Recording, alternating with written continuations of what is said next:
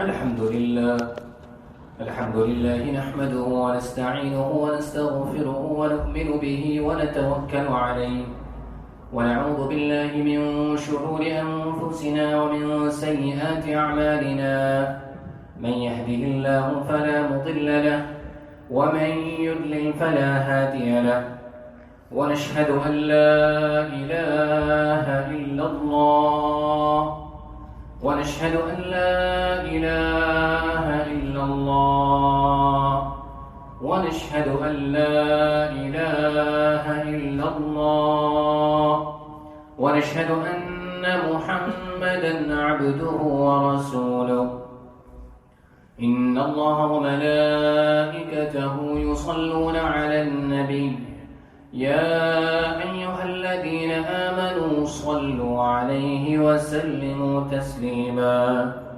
نريد الشريف together. اللهم صل على محمد وعلى آل محمد كما صليت على إبراهيم وعلى آل إبراهيم إنك حميد مجيد. اللهم بارك على محمد وعلى آل محمد كما باركت على إبراهيم وعلى آل إبراهيم إنك حميد مجيد. قال الله تعالى في القرآن المجيد والفرقان الحميد بعد أعوذ بالله من الشيطان الرجيم بسم الله الرحمن الرحيم إن الصلاة تنهى عن الفحشاء والمنكر صدق الله العظيم. السلام عليكم ورحمة الله وبركاته. All praise be to Allah subhanahu wa ta'ala for another day in which we can remember Allah, to be grateful for all the blessings that we have, and to spend some moments in worshipping Allah subhanahu wa ta'ala. When a person thinks about life is very short, very, very short. Some people would like to aim to get to 100, and some people will get the chance. May Allah give everybody barakah in their life. Ameen. Nobody wants barakah. No ameen.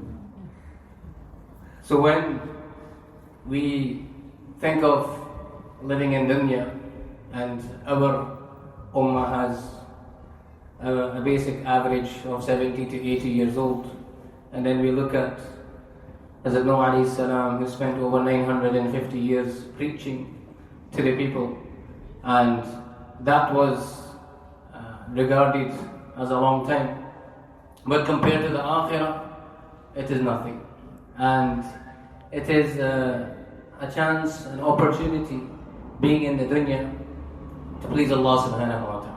وَمَا خَلَقْتُ الْجِنَّ وَالْإِنسَ إِلَّا لِيَعْبُدُونَ. Allah answers and says the whole purpose of insan and jinnat is to worship Allah subhanahu wa ta'ala. In the tafasir, it is mentioned in order to recognize Allah subhanahu wa ta'ala, to look around and see everything that has been given, to look around and see the skies that Allah has created, the trees, the seas, all of the animals.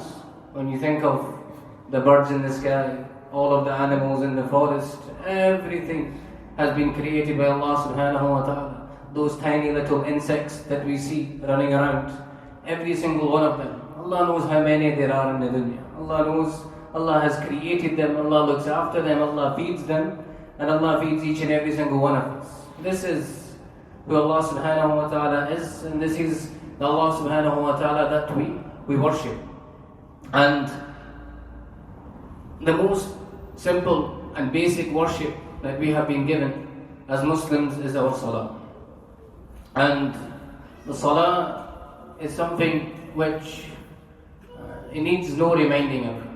It is something so basic, something so simple, something which we should be doing in our life on a daily basis. And it is the first thing which we will be questioned about on the Day of Judgment. Allah subhanahu wa ta'ala will ask, did you pray your salah? And if we are able to give a good answer to that, then everything, if we are able to give a good answer to that, then everything will be fine.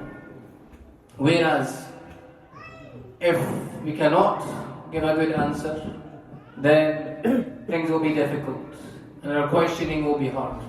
So this is why the first thing that we have to worry about and think about is our salah. That how is the status of my salah? What is my salah?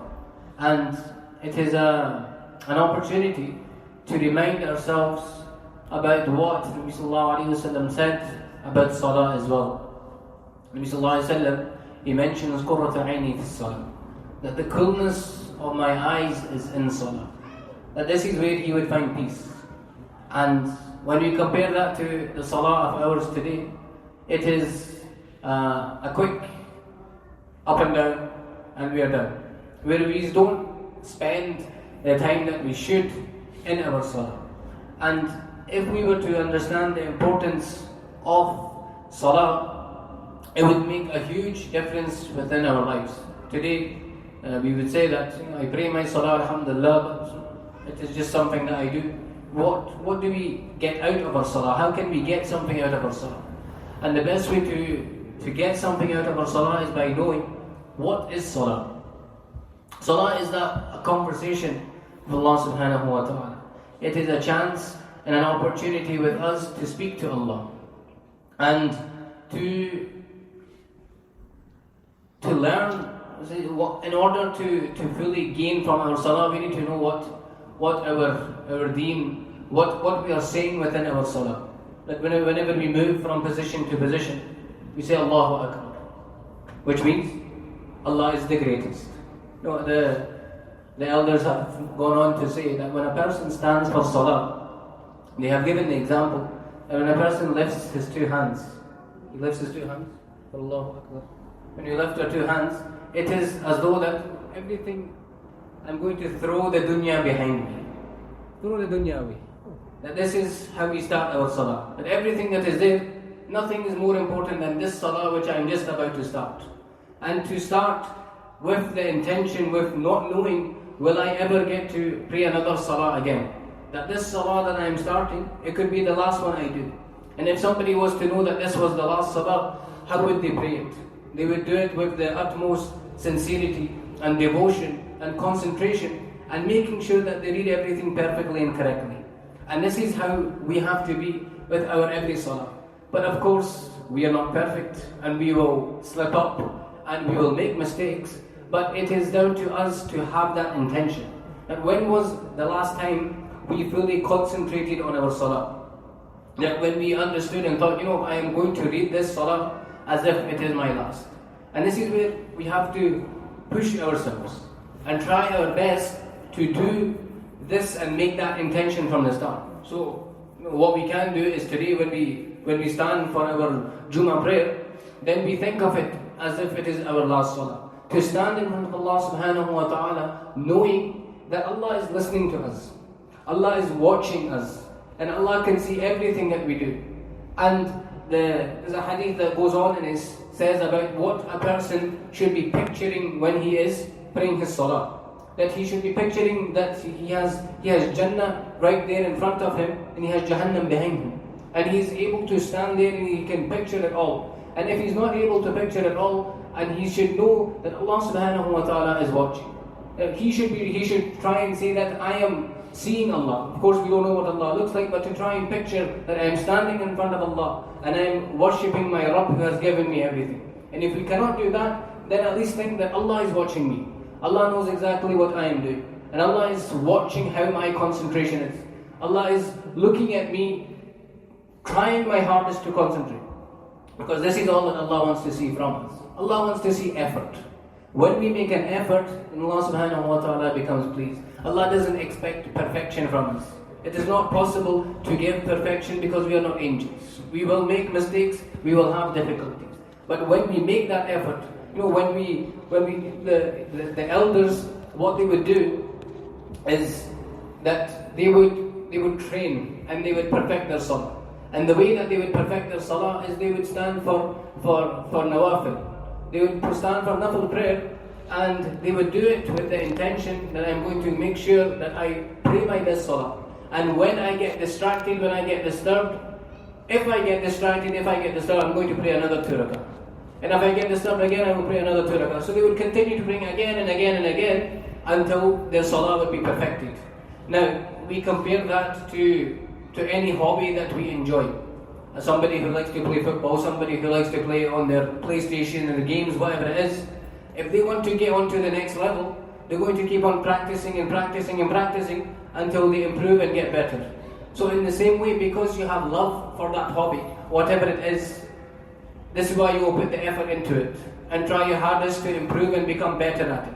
So in the same way, in order to improve our salah, we have to fall in love with our salah first. We have to understand what we are doing. We are standing in front of Allah subhanahu wa ta'ala. We are standing in front of the one who can provide everything for us and who is providing for us. The one who will help us with whatever needs that we have. So if, everything will always come back to that. One thing I always talk about is yaqeen. That trust, that faith and belief in Allah subhanahu wa ta'ala. That the stronger our yaqeen is in Allah, the more hope that we will have, and the way we will be able to push ourselves in order to increase and improve better as Muslims. So that first thing to do is our salah. That number one, إِنَّ الصَّلَاةَ كَانَتْ عَلَى الْمُؤْمِنِينَ كِتَابًا مَوْقُوتًا. That there are certain times for the salah to be prayed. A person wakes up early in the morning, I'm going to be busy today, I'll pray all my salah right now, so I don't have to worry about it later. It doesn't work like that. So there are certain times of the day that we have to take out. It's difficult, but we have to do it because as Muslims, this is our duty. That every other ibadah which is there, it can be done by anyone. The only difference is salah is specific for Muslims. A non-Muslim can give charity, can go on pilgrimage, can fast, can have the best akhlaq. They can have everything. There are many non-Muslims who have better akhlaq than us, who they come across very, very nicely. But the only thing is we have salah. We have that one-on-one connection with Allah subhanahu wa ta'ala. There's no barriers in between. We don't have to go through a mediator, through somebody else in order to speak to Allah subhanahu wa ta'ala. So this is what our salah is. That we are able to speak to Allah subhanahu wa ta'ala. And it has to be on time. If a person is able to pray his salah on time, this will be the first thing which will benefit him in the best way. Nabi sallallahu alayhi wa sallam mentioned a person who guarantees, who gives his 5 times salah every single day, who prays it 5 times a day, without missing it ever, he will get one thing in the dunya which will one thing which is guaranteed, and that is his daily bread will be made easy for him. That everything that he needs throughout the day, Allah will give it easy for him. So when he goes to work, his work will be made easy. When anything to do with his family, everything will be sorted that way. When he's in any kind of difficulty, this will be made easy for him. And there will be 4 things in the akhirah which will be guaranteed for him. The first one is that he will be saved from the punishment of the grave. He will be saved from the punishment of the grave. And this is something that we all wish, may Allah subhanahu wa ta'ala save us from the punishment of the grave. Nobody wants it. No Ameen again. Me too. I wasn't here for 2 weeks, so you've gone a bit quiet. I need to get you back up again. The second thing is that on the day of judgment, a person, he will enter into Jannah without reckoning. No questions asked. Just for praying 5 times salah every single day. Allah will say, you know what, you did the basic minimum which I asked of you, so that's it, when you go. You can go straight into Jannah. The other one is the book of deeds will be given to him in his right hands, and finally the bridge of Sirat, he will be able to go at the speed of lightning. And this is everything to do with our akhirah. Remember I said at the beginning, our life is very short in the dunya. Very less time. The most time will be spent in the akhirah. So we have to make sure that whatever we are doing, we are always trying to increase and prepare for our akhirah. If everyone can just move forward, please, fill in any gaps. And the younger boys can just go upstairs from there. Just sit there at the front. The ladies' area has been cordoned off, so just sit at the front, please. And the rest of the adults can you move forward, please.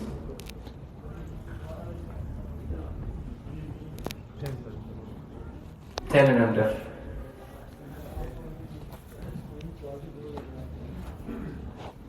Don't be shy. You can all sit close together.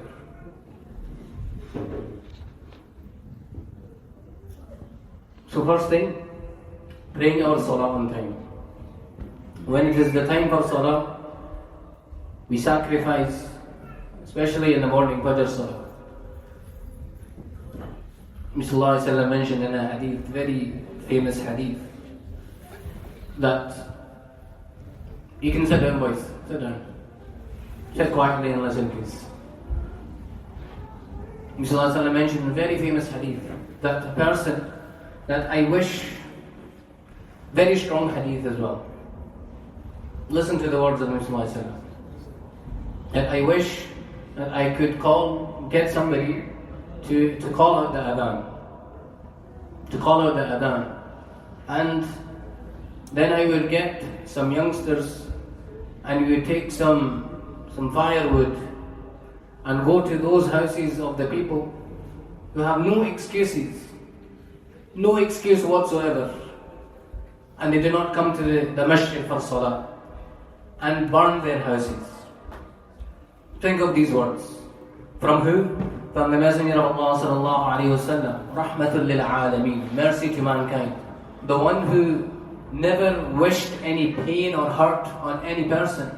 Think of the sternness and the strength of these words. That I wish to go and burn the houses of those people who have the ability to come to the masjid for salah, but they do not come. And today we say, why is my du'as not being accepted? Why is Islam being walked all over? Why does this happen to me? Sometimes, our deen teaches us to have hope.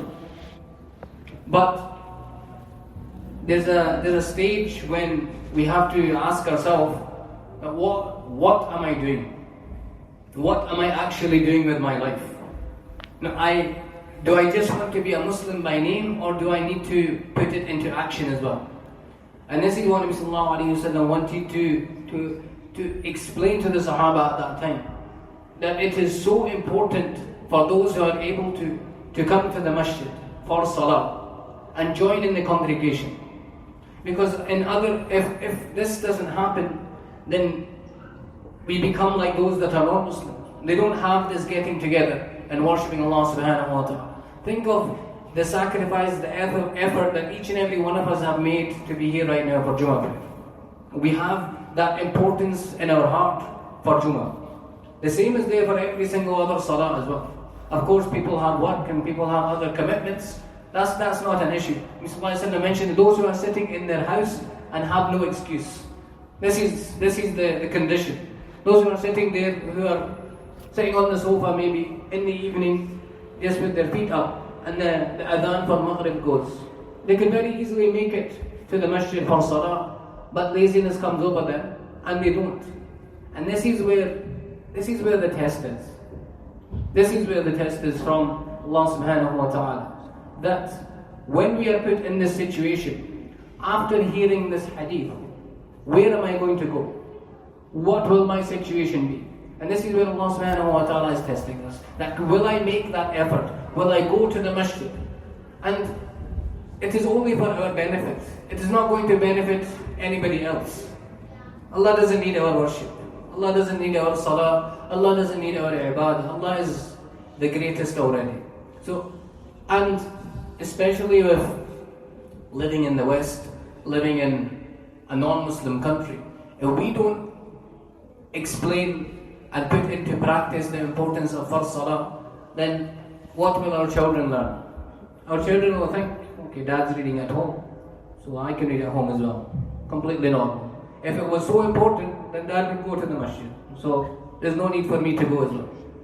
One thing we always forget is that our actions speak louder than our words. As parents, we say so much, but when we do something, that's when it really makes a difference. So when we as parents, as fathers, as mothers, make that environment within the house, within the family, then it has a bigger effect.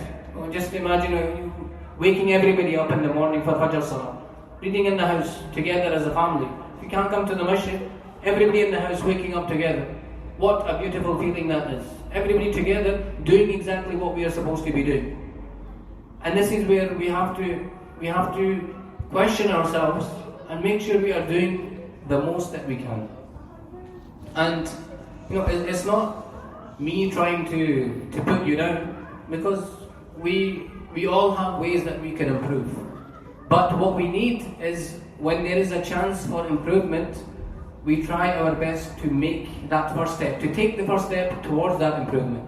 Nobody is saying that, from today, everybody has to come to the masjid, that's it, we're going to lock the doors, nobody can go out. Of course, it's not possible. But to make that effort, have the intention that what we put into our a'mal is what we will get out of it. This is the most thing. That nobody else is going to come and do our a'mal for us. We have to make that effort to understand the importance of the salah that we have.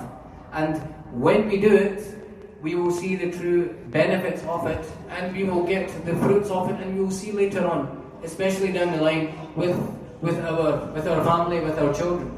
They will, if we bring salah into their life from a young age, it will be natural for them. It will become a habit.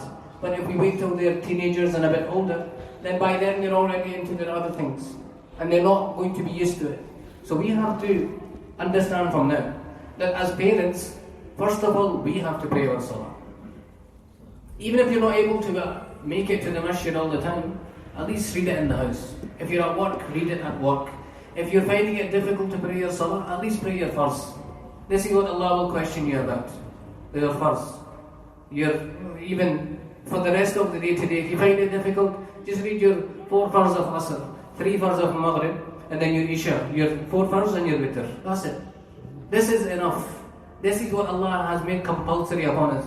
Everything else is extra. You get more reward for that. If you want to do it, you get the reward. If not, okay, no problem. So, when we make that effort, then we will feel the peace of our deen in our heart.